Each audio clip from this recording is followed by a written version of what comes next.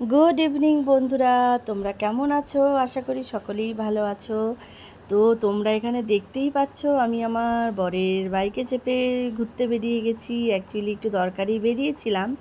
তো ঘুরতে ঘুরতে আমরা চলে গেছিলাম একটা রাস্তার ধারে। আমাদের এখানে একটা চায়ের খুব সুন্দর ধাবার মতো আছে, একদম বটগাছের নিচে, সামনে মায়ের মন্দির, ভীষণ সুন্দর পরিবেশ। এখানে চাটা খুবই অসাধারণ।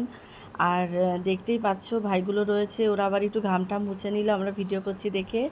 তো একদম রাস্তার ধারে গাড়ি ঘোড়া চলছে, আর ওদিকে আমি নিয়ে নিয়েছি লস্যি, কারণ এত গরমে চা খেতে আমার একদম বেশি ভালো লাগে না। একবার বাড়ি থেকে যেহেতু খেয়ে বেরিয়েছি, তো যার জন্য আমি লস্যিটাই পছন্দ করলাম।